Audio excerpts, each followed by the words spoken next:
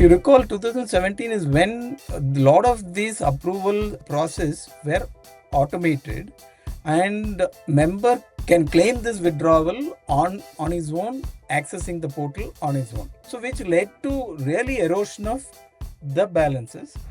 Can you explain this 25% rule? And also, I believe that from the first time that we saw the proposal, it has sort of changed to now allow a complete 100% of the balance withdrawal for any three circumstances. So you can actually access the entire 100% of the 75%. So the final proposal that was discussed and approved goes like this, where in the category 1, which is your essentially social security needs, which is your illness, education and marriage, you are allowed to withdraw up to 100% of eligible balance. Immediate aim is to enable the system for gig and platform workers. The next one being bring the current traditional EPFO upgraded into 3.0 and then keep the system ready for all other new set of workers. What is the thinking behind increasing the pension, the wait time for pension money?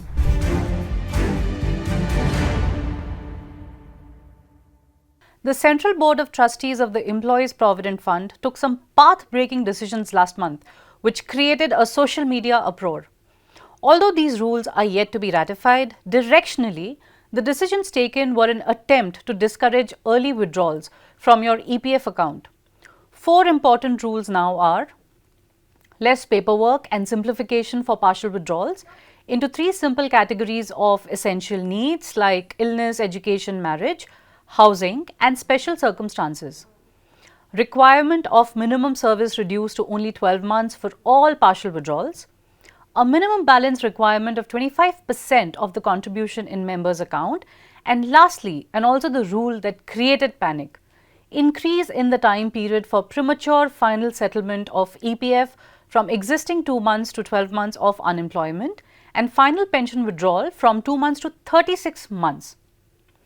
I am Deepthi Bhaskaran, and in today's episode of Why Not Mint Money, I have with me Madhu Damodaran, a member of the Central Board of Trustees, who will take us through some of these rules and take some of the questions from our readers and on our social media handles.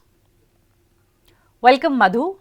Let me start by asking you to explain the difficulties people faced earlier when applying for partial withdrawals and how the simplification is going to make lives easier for them.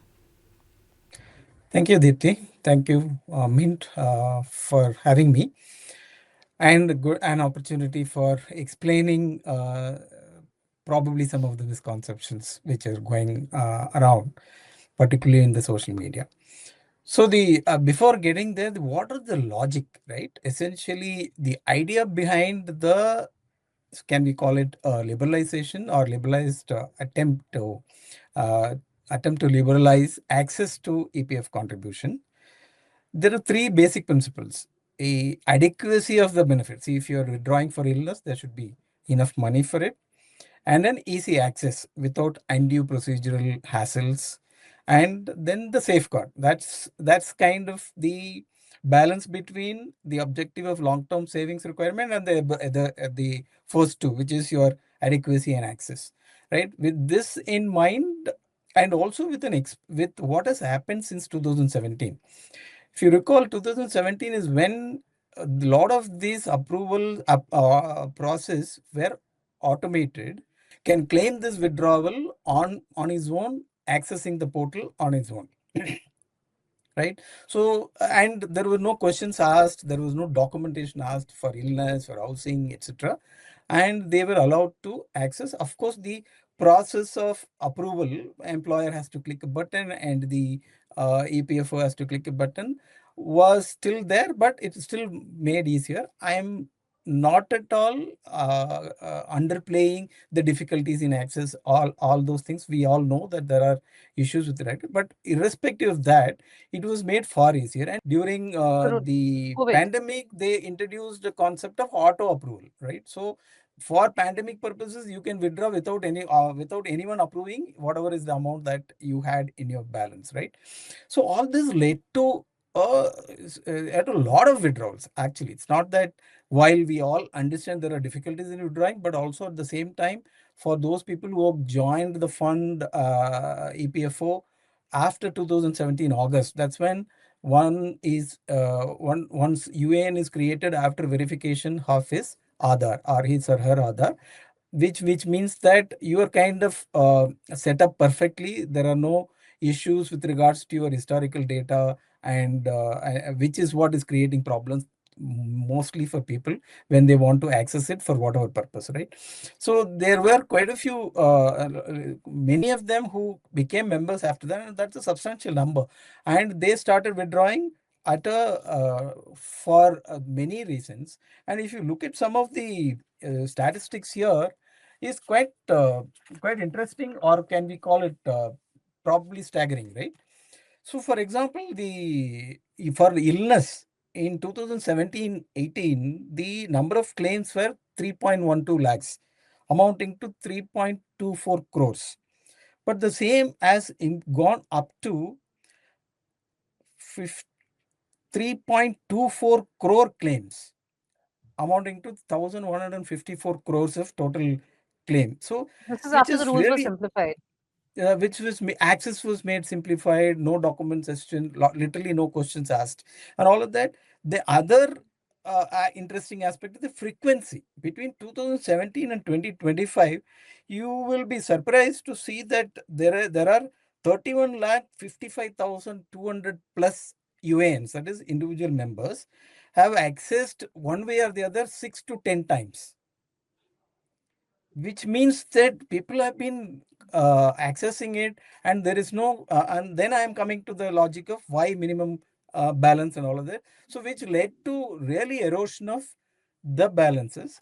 And so the idea within EPFO and the CBT, for us to take a call is that how do we ensure the three objectives, right? Adequacy for the required benefit, access made it easier, but also the safeguard from a perspective of long-term savings.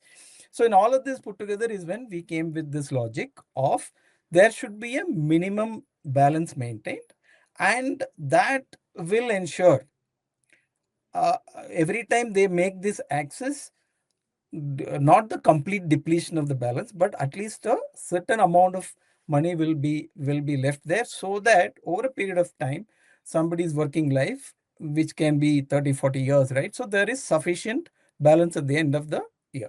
Can you explain this 25% rule? And also, I believe that from the first time that we saw the proposal, it has sort of changed to now allow a complete 100% of the balance withdrawal for any three circumstances. Like earlier, when we saw it, it was a certain percentage for, let's say, marriage, a certain percentage like 90% of the balance could be withdrawn for illnesses, 100% maybe for housing. And I think since then the rules have changed quite a bit. So if you could just take us through the changes that have happened first, and second, if you could also sort of take us through what does this 25% mean with an example, that will be helpful.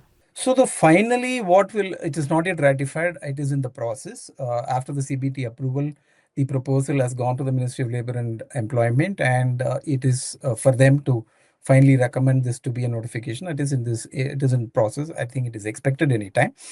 And so the final proposal that was discussed and approved goes like this, where in the category one, which is your essentially social security needs, which is your illness, education, and marriage, you are allowed to withdraw up to 100% of eligible balance. I'll explain what is eligible balance and what is the minimum balance.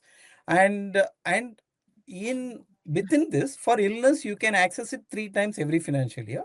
When it comes to education, you can access it 10 times during the membership. The logic being one's own education, probably a couple of times, and the children's education. All of this put together, they are looking at the access is permitted 10 times during the entire membership. And when it comes to marriage, 5 times. There is again, what could be the logic is essentially one's own wedding, the dependent sisters or siblings wedding, and then children's wedding. All of that, if you took together, probably 5 times is what you might need to access. When it comes to housing, again, you can access 100%, but 5 times during the entire membership, right?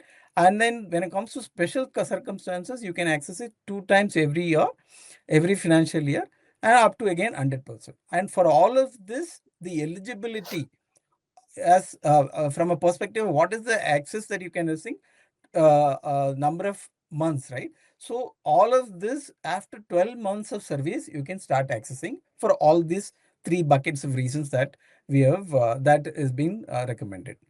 So coming to Sure. what is minimum balance, it is the annual total annual contribution, both member and the employer cumulatively. So if somebody has not accessed it at all, it will include all the contributions which is coming, right? From a perspective of whatever has been contributed at the point in time you are accessing for any of these requirements. Is the total, let's assume your total balance that way is 100 rupees. That is, let's say you worked 5 years, you have never accessed it before, and you have got a contribution coming from your employer, and you have also contributed, and interest accumulated is 100 rupees. At a point, So probably you're the going and balance, accessing. so just to reiterate, the balance is the contribution plus the interest accrued on the contribution. Absolutely. Okay. Right? So out of that, 25% will be kept as the minimum balance, which you will not be able to access. The balance 75% becomes your eligible member balance. And when we deliberated out of this eligible, so in the example I gave you 100 rupees, you have 25%, 25 rupees, which is kept as minimum balance, which is not accessible. And then 75% is what is accessible to you. So when we deliberated initially, it was that out of that 75% also there were restrictions. Now that has been removed. So you can Okay. actually access the entire 100% of the 75%. So in the example given, 100 The rupees, complete 25, 75%. yeah, that entire 75 rupees is available for whatever be the reason that you are looking at. Okay. And Madhu, help me understand, now that you've simplified the paperwork, now that you know you've simplified access to partial withdrawal, why have these three categories now? And now that it's 100% withdrawal, right, of the eligible balance, which is your 75 rupees in this case. I, as a customer, now when I have to withdraw, do I still need to give a reason? Because, like, to me, it seems like a futile exercise now. No, there is no reason as such needs to be given. Like what is being allowed, you will be allowed to take it. The again, here to a large extent, we want to violate this the members' right to access it in while trying to balance that long-term requirement. We are looking at from a perspective of the employee, the member himself exercises his own discretion and then withdraws it for that particular purpose, and not Sure. really not really see, for example, for illness you can access it 3 times, and Hmm. of course you can exhaust all of them, given that that's how it's being going to be structured. The expectation here is that you will also exercise caution as a member and accordingly use that for particular purposes. Okay, so I will still need to give the reason, right, why I'm withdrawing. Yeah, Although that yeah. So reason the doesn't need to be way, followed up by any documentary proof, but I would still document, have to give the reason. Sure. yeah. So the reason why the final is delaying is also could be possibly is that the technical enablement so that these drop downs come appropriately and therefore they Got click it. so that it can be tracked how you are going to access it. Yeah. Great. So I think at this time I'm going to take some reader questions. These are So questions that has come to us over email or on our respective social media handles. So the sure. first question is the proposal for the waiting period of 12 months applicable for VPF as well? Yes. So it's all contributions. Whether you have voluntarily contributed also, that will also be considered overall. So there is no, it's not that it will be VPF will be kept aside so that you can withdraw anytime you want. So that's not possible. That includes VPF as well. Sure. Okay, so coming to our second question, our second reader question. In this digital Sure. era, EPFO still maintains a website that is often not accessible and leads to a very cumbersome user experience.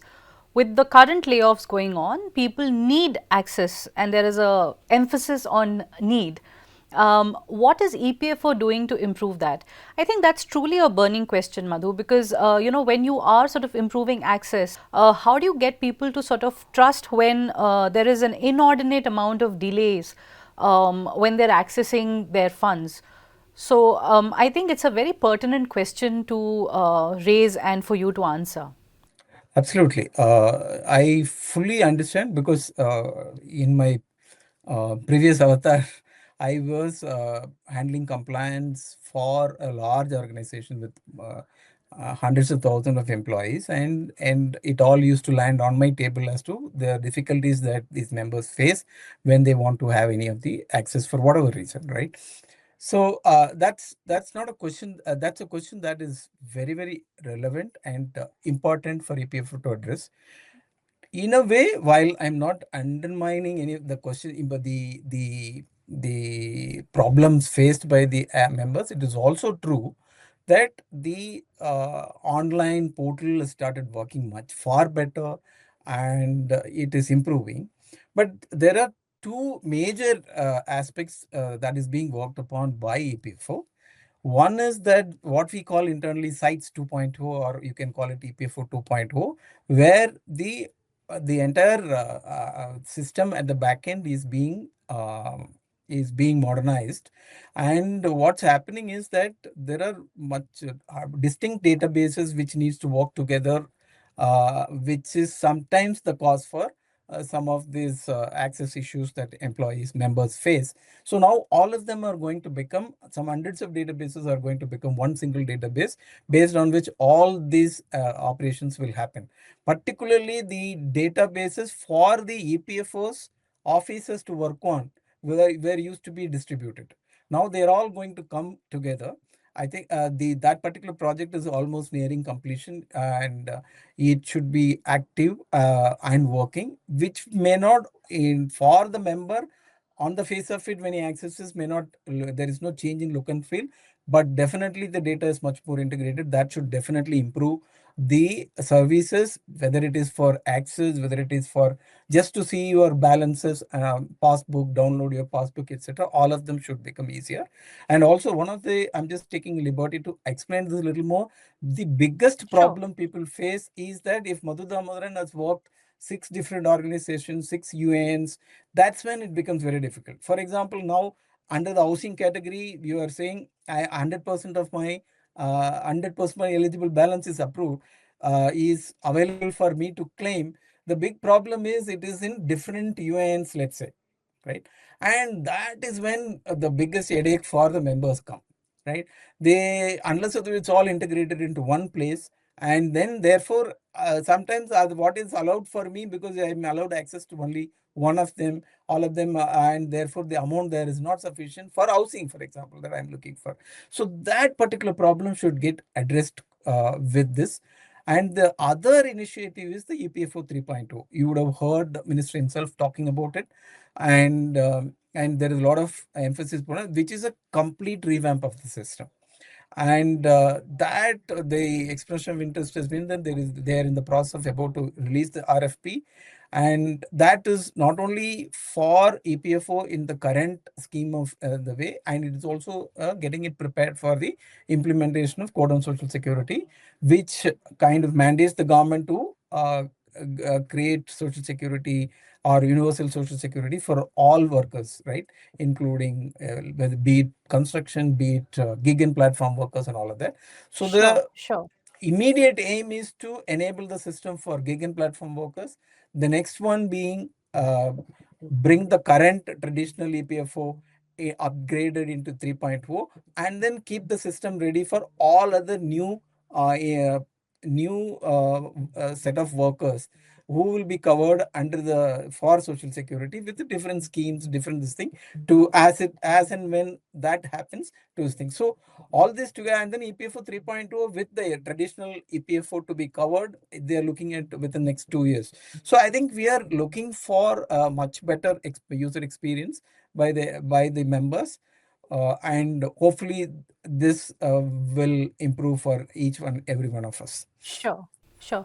So, Madhu, a few years back when, when we saw sort of UN coming in, and there were a lot of efforts that was made by the Employees Provident Fund organization, especially with regards to transfer of your EPF money, right? And this is, again, a point that you sort of touched upon just now.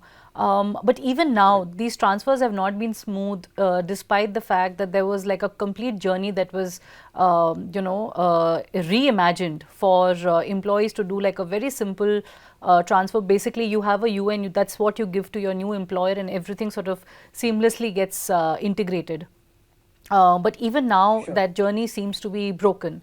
And at least that is the sense that we get from all of our reader queries and reader complaints and reader feedback on their EPF accounts. So, how will your EPF 3.0 be able to tackle this problem? Sure. Dipti, I think for that, I don't think we will even have to wait for EPF 3.4. I think EPF for 2.0, which I talked about, the unification of database will really improve that situation. Will it solve all of it? We'll have to debate, but I'll come to it. How will it improve? Because the today what happens is, let's say, same example of five different employees. I worked in Cochin, I worked in Bangalore, I worked for a company in Bombay, which had its code in Bombay and all of that stuff, right? So now, with people like my vintage or even otherwise also, people who have joined before 2010, there are many, right? And they didn't have UAN at all. So there is that. How do we combine them? Is still going to be a problem in an EPFO 2.0 also, but I'll tell you how EPFO is planning to address that. But currently, if UAN, you had the same UAN, different multiple thing, yes, it should automatically get combined.